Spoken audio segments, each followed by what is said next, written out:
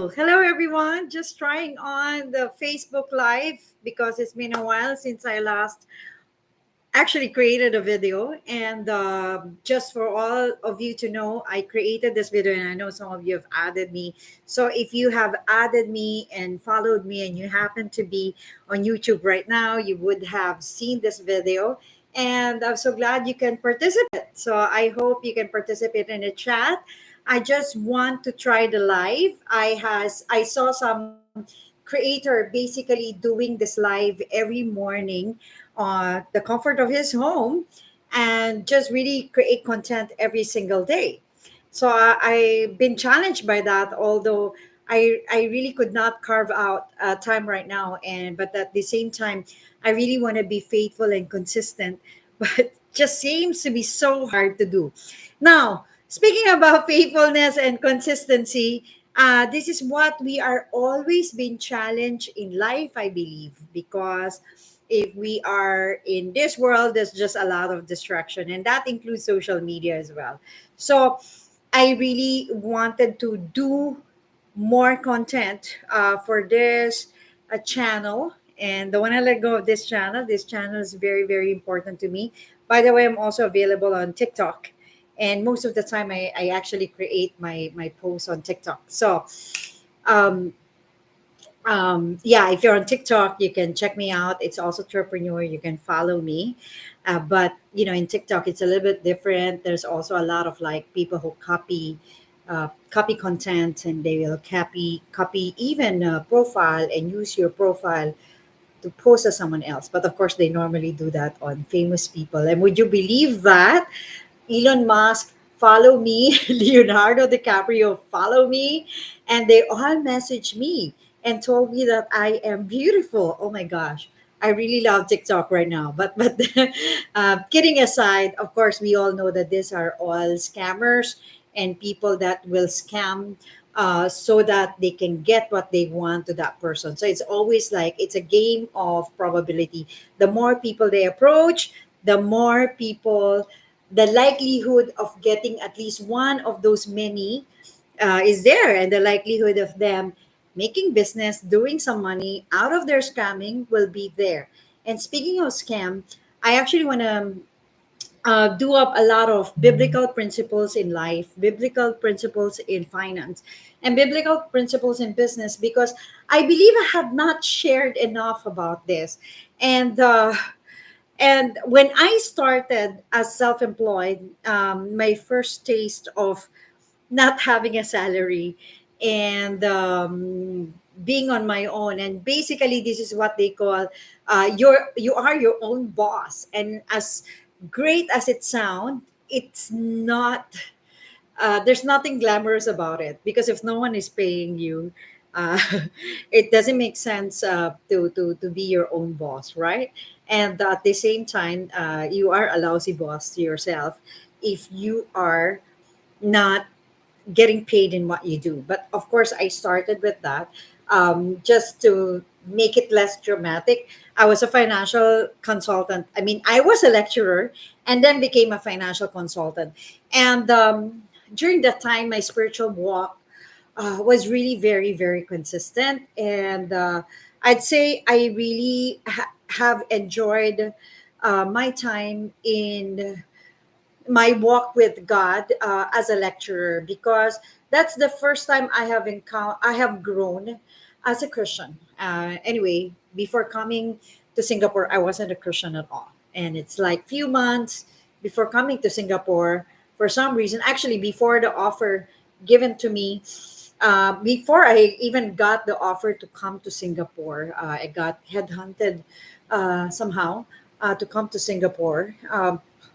I Before that I received Christ, and I thought it's just going to be a very simple thing. I mean, I was Catholic. I was born a Catholic. It's not like I don't know Jesus in a theological level, but there's really more to it than that. So it's also because when I was a Catholic, I treat it as a religion, and I was born in that religion, and all I knew is to follow basically the habits, the timing and all the rituals, and I thought I'll be fine. But when I have my relationship with God, it turned out better. I have peace. I have all that. But you know what? That work is just surface. But then when I reached Singapore and became a lecturer and really got into my journey here in Singapore, that got me to really, really, really hold on to God.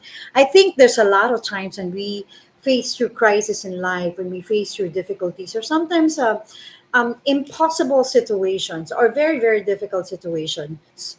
Um, that got you that will make you closer to God if you choose to have a faith in God, that faith in God, even though times are difficult. So I'm not going to go through my season of spiritual warfare and my growth spiritually and worship and all that, but I just want to summarize it as I was really, I really enjoyed my relationship with God, and I have been so consistent because I came into a point in my life that I really can't live without God. I realized that a life without God is just difficult, and I'm such a striver, and this is the reason why I'm attracted to the idea of entrepreneurship. I'm a hard worker. I put great work ethics in what I do. And I grew up in a family where we value work, we value hard work. My dad is such a hard worker. My dad himself is a self-employed, running his own accounting practice, bookkeeping services. And he did quite a bit of different things. He was in trading. He was in a middleman sales, and all that. On top of that, so it's just it's self-employment is nothing alien to me, and also my mom, my mama was though predominantly a housewife, she also worked, to bridge through the gap at times, especially when the economy was really bad, and so they're also self-employed. She do sales. She practically, she sell house. She was a real estate agent. She became a Tupperware agent. She became a Avon. I don't know if you guys are familiar with that Avon agent, and all that. So, um, needless to say, being self-employed and entrepreneurship is nothing new to me, and I always knew that there are many ways to make money. So when I am a very, quite a seasoned lecturer, and I was enjoying my job as a lecturer. I've been having a quiet time daily in the morning. Of course, I would have those bouts and seasons of boredom, bouts and seasons of questioning. What's the next plan, bouts and seasons of also sometimes a little bit of like dislike about what I do, but generally speaking, I loved it. I really loved what I do, and I thought I was effective. I think I was effective as a lecturer. I was effective to the students, and I have this consistent conversation with God every morning, and we call this QT or quiet time. So every morning. Most morning, actually, without fail, before I go to work, I would spend my time reading the Word of God, and I'm really grateful for that training. I attended a Every Nation Leadership Institute in my church at the time, where there's that discipline, and I continue that discipline. So I really love working in that structure, because when I have that discipline of reading the Bible, it just second nature to me. When I wake up in the morning, of course, after doing all the basic things that I need to do, I would do my quiet time, and then after that, I would run, listening into the Word of God. Um, I would spend my first part of the day dedicated into reading the Word, and I've had that season where God was consistently placing into my heart entrepreneurship, and placing it into my heart. that he's creating a new thing, that I will perceive it, I will see it when that happens. And during that time, I was, totally unaware with what I am going to do. But I was attracted with the idea of entrepreneurship. And then after that, I started teaching entrepreneurship because the government in Singapore changed their kind of like started uh, required every tertiary schools, which where I was teaching is a tertiary school. I was teaching a tertiary students to have um, entrepreneurship as an elective. So elective, that would mean it's part of the curriculum, part of the units, part of the subjects that they will take, but it's a non-examinable because but this is to ignite entrepreneurial ingenuity or ignite an entrepreneurial understanding, to just really encourage the students to think, um, think creatively, you know, to be much more entrepreneurial. So I, because I've been reading books, and much of the books that I read are Christian books, and for some reason also when I was reading Christian books, I love business books. I love marketplace books. I love uh, writers that are actually business owners, and just love it. And I see them moving in faith, and it's just very, very encouraging. And to see people in the marketplace moving in faith, right? So yeah, I decided, okay, I give me the curriculum, let me study it, and I would like to teach it. And guess what? I enjoyed it every morning. On the day that I'm teaching entrepreneurship, I remember I teach entrepreneurship every Tuesday and Thursdays.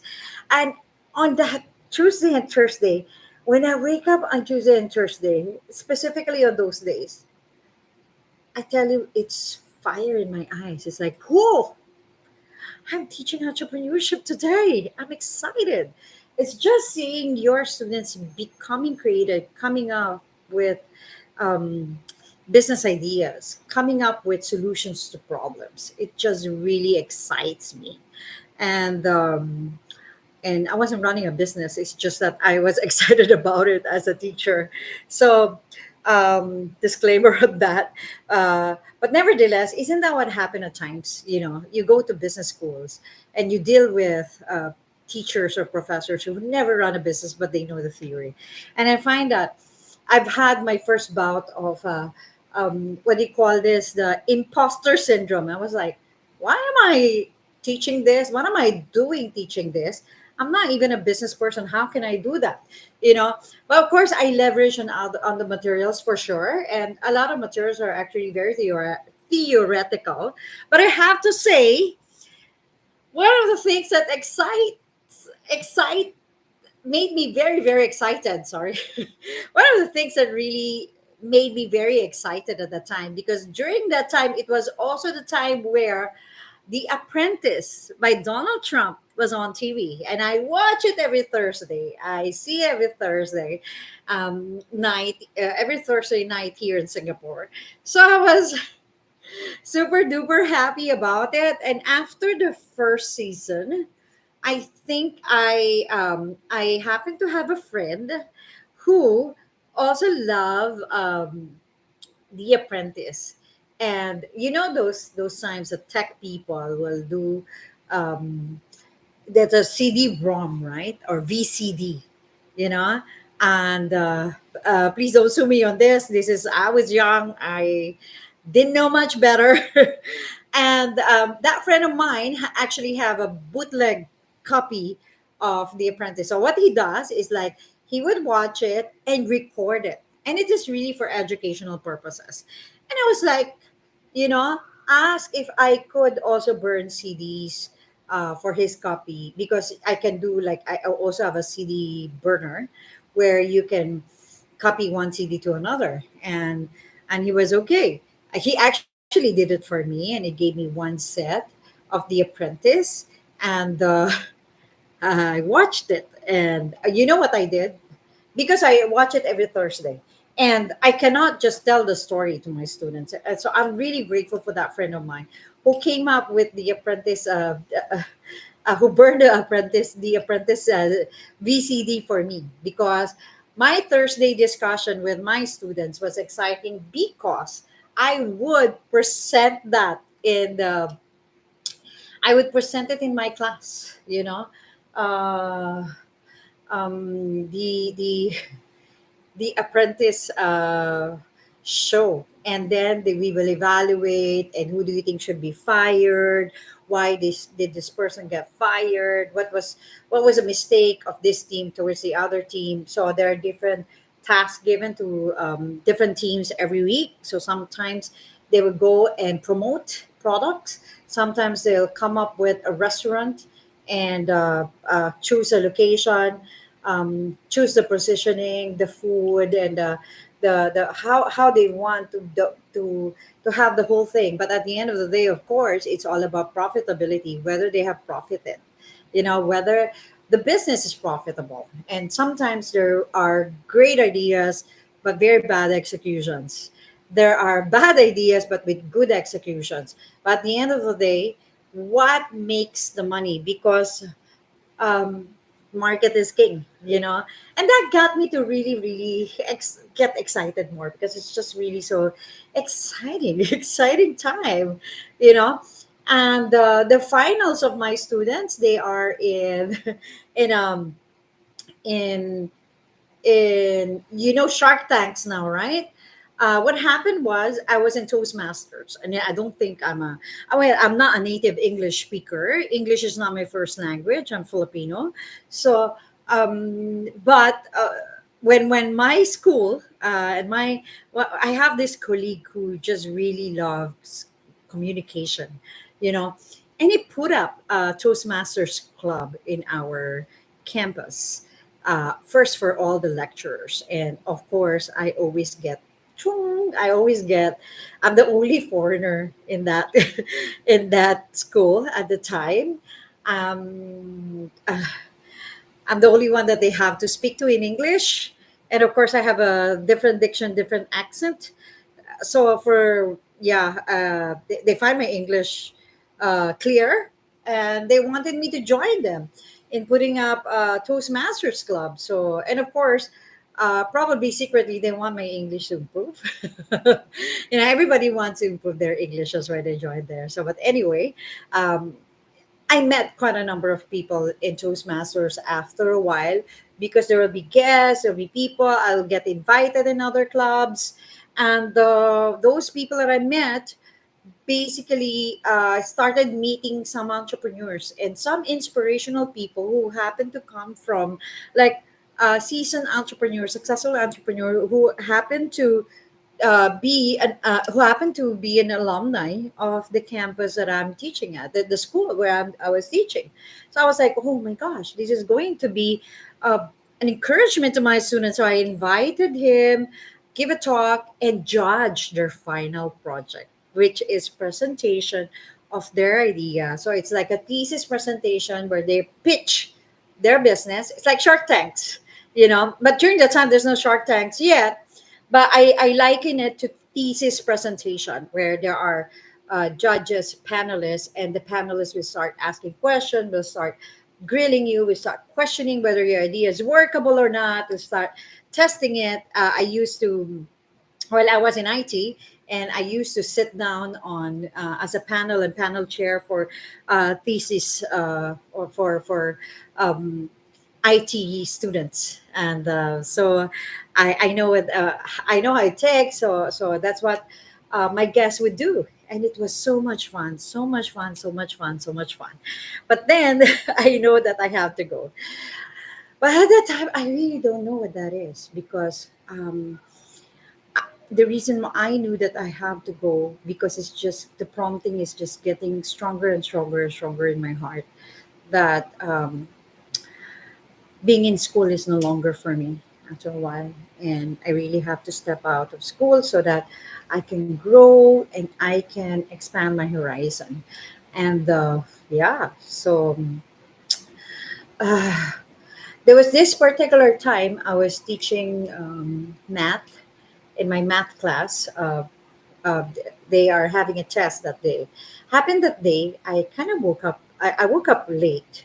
In fact, I was rushing to school. I didn't have the time to actually do my quiet time because it's just nice to reach school on time and to start my teaching. And then they were like, my students were doing their tests. While they're doing their tests, I have this little notebook. Actually, not really little. I have this. I always carry a notebook, which is my quiet time notebook.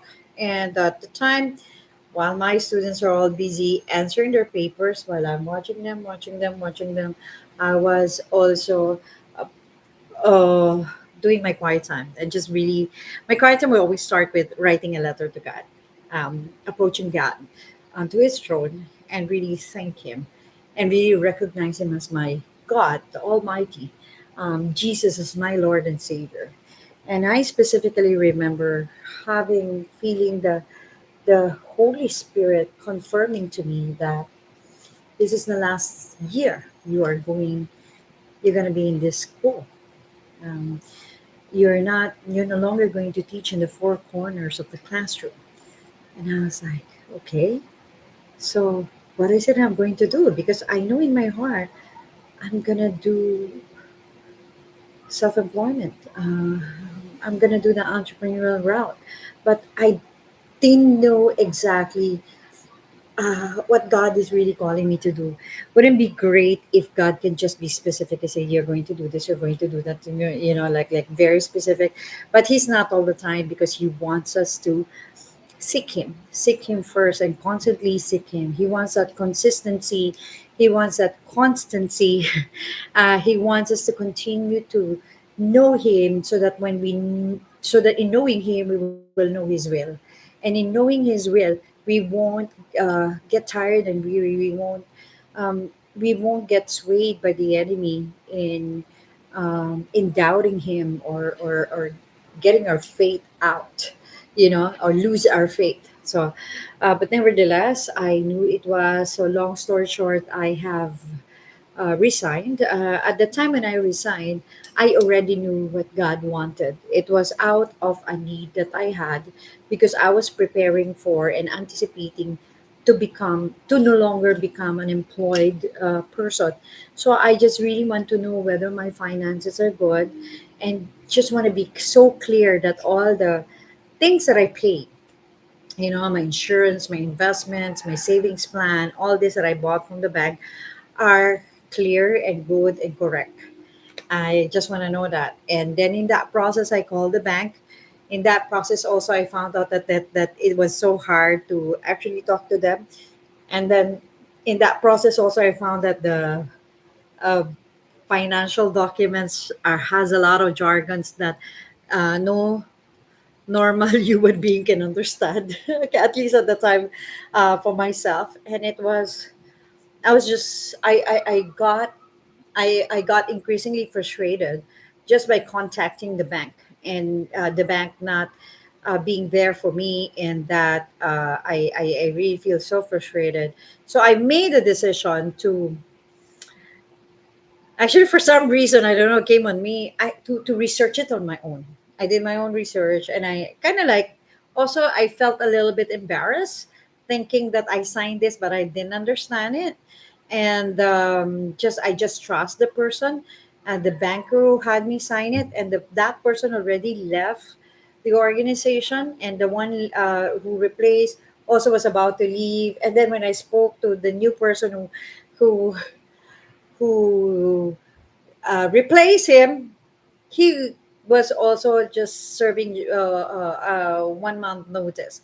So I'm like starting to like, oh my gosh, uh, it's so unreliable. So I'm left to really just take my policy and understand it myself. So I just started to like, okay, make a research, ask around how they understand, how clear they are with their insurance, with their investments, with the things that they do, with their retirement plan, with how sure are they if they're ready, whatever. And it's just mainly because I just want to make sure that I am actually ready to become self-employed. So anyway, I found out that the things that I got are not really the best solutions for me. So Of course, out of that, the bank personnel started talking to me and would tell me, "Oh, you don't have this," because I started asking stuff, and I realized that I've been paying for this for years, and the person who actually signed me on this did not explain well. The person who signed me on this did not really gave me what I need, because I remember being very, very clear about what I wanted.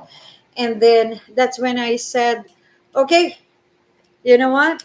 Uh, how to do this? Because I felt like you did a wrong job for me. And it's fine because I'm single. No one was depending on me. But what if it's done to somebody with dependents? What if it's done to somebody, to even foreigners like myself at the time, um, who are actually in desolate needs, or money is very tight, and they have their loved ones back in their home country relying on them, only to find out that there's really nothing much to what they sign up for, you know? So uh, I've made a decision to become a financial consultant because of that, you know, and to made it as a thrust to me to become, to bring clarity, to bring financial education. In fact, my vision is to put financial education in the curriculum. Someday, one day, be that influence. Maybe I'm not the one who's going to execute it, but will be one of those people who can get their hands on it. So anyway, because to where I came from, you can have a master's degree or doctorate degree and still not know anything about money. And I think to most places, most countries, it's true. So I won't say it's just exclusive from the place I come from. Being a financial consultant for 16 years now, I know for a fact, and having to deal with people from different walks of life, people from different countries, because Singapore is a melting pot, whether they're from Asia, from Europe, Africa, there is that reality that it's not everybody. Education do not, and education title, school education, a degree, do not necessarily entails uh, um, intelligence in money.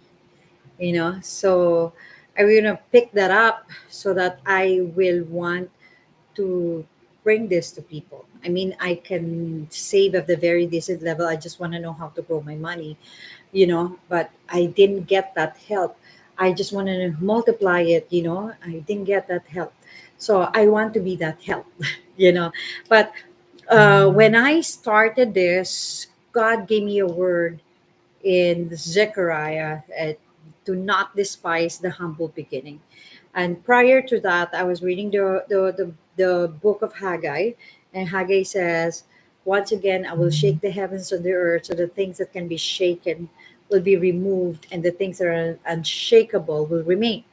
And very confident. I was very clear about what I wanted when it came to finance. And then, lo and behold, few months after joining, actually, in fact, 2 months after after my license got released, uh, the 2008 global financial crisis came. It was during the time that the report that the Lehman Brothers have collapsed and a lot of companies were in trouble.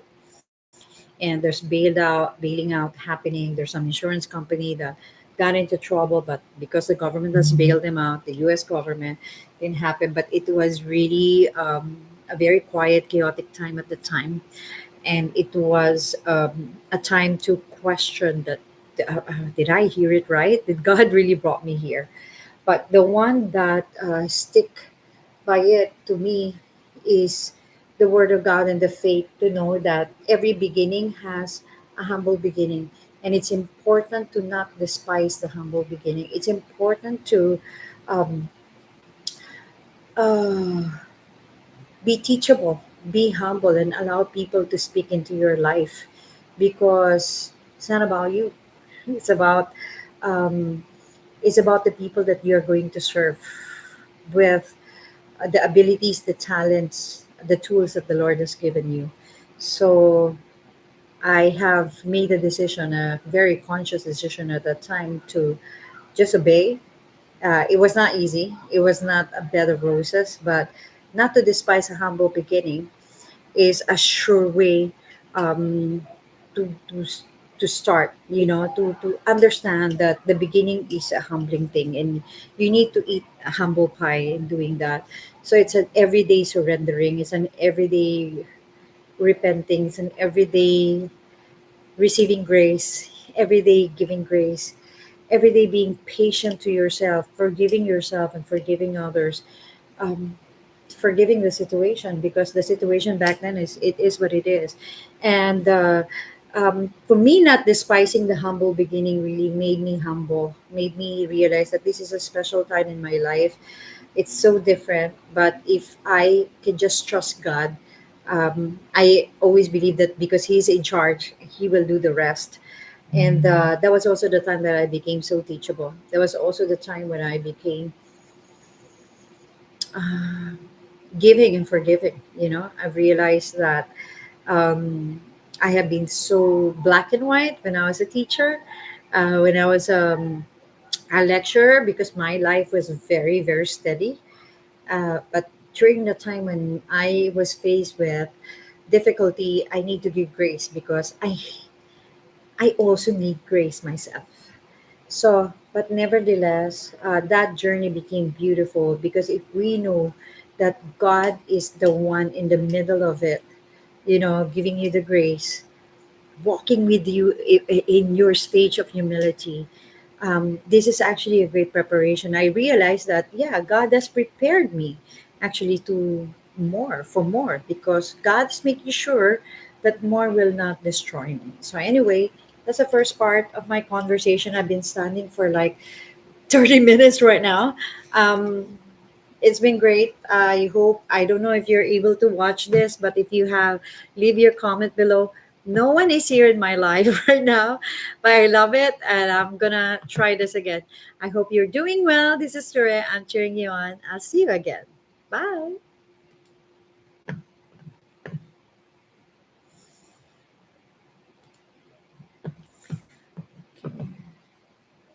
How to stop this? How to unlive, not unalive.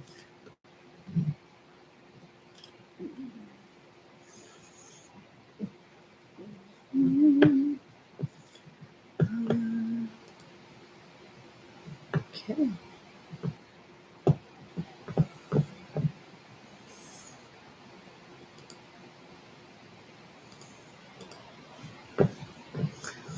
Okay. Oh, in stream.